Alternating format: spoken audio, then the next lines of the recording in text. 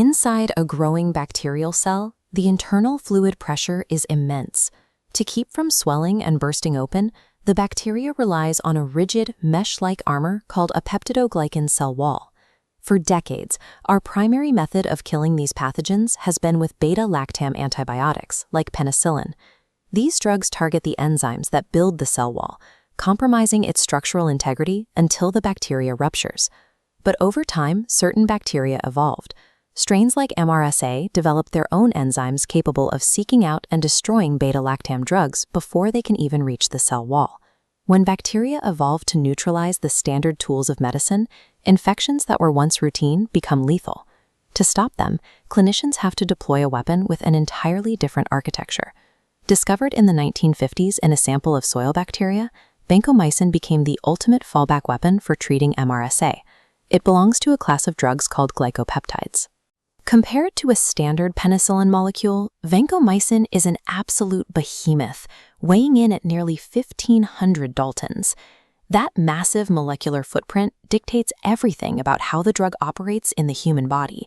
Its physical size is the direct reason for its power, its strict biological limitations, and its dangerous toxicity. To understand how to safely use vancomycin, you have to understand how its physical shape dictates its function.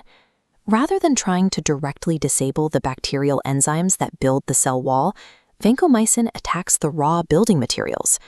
As the bacteria synthesizes its protective armor, the massive vancomycin molecule binds firmly over the growing peptide chain, targeting the D-ALA sequence. By acting as a giant physical cap, bacterial enzymes are completely blocked from cross-linking the peptidoglycan strands. With the assembly line jammed by these massive molecular boulders, the cell wall fails.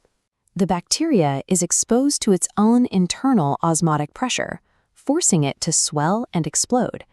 Yet, despite this destructive power, vancomycin is completely useless against an entire category of pathogens known as gram-negative bacteria. Gram-negative bacteria possess an outer lipid membrane fortress. They use tiny porin channels, admitting only molecules smaller than 700 daltons. At over 1,400 daltons, vancomycin is simply too large, physically bouncing off the outer membrane, locked out of its target. This exact same physical size limit applies to the human digestive tract. If a patient swallows a vancomycin pill, the drug cannot cross the intestinal wall to enter the bloodstream. Clinically, this absorption failure is actually an advantage. Doctors can administer high oral doses to treat severe C. diff infections locally inside the gut, wiping out the bacteria without poisoning the rest of the patient's body. But to treat a systemic MRSA infection in the blood or lungs, the drug must be injected directly into the patient's veins. Pushing a molecule this large into the bloodstream carries immediate risks. Patients can develop vancomycin infusion reaction, characterized by severe flushing and rash and dangerous drops in blood pressure. This is a rate-dependent reaction, not a true allergy. Pushing vancomycin into the blood too fast triggers receptors on mast cells, violently releasing histamine and vasoactive mediators. There is also a severe secondary danger, nephrotoxicity. As the kidneys attempt to filter the blood, the large drug molecules accumulate inside the proximal tubular epithelial cells, causing acute kidney injury. Vancomycin is effective at destroying bacteria, but it is indiscriminate. Keeping a patient alive means actively mitigating the collateral damage happening to their own organs. This creates a tight clinical dilemma. Doctors have to dose enough of the drug to eradicate the MRSA, but strictly limit that dose to prevent destroying the patient's kidneys.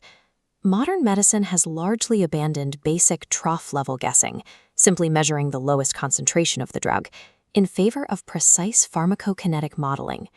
This chart plots a patient's drug exposure over a 24-hour period.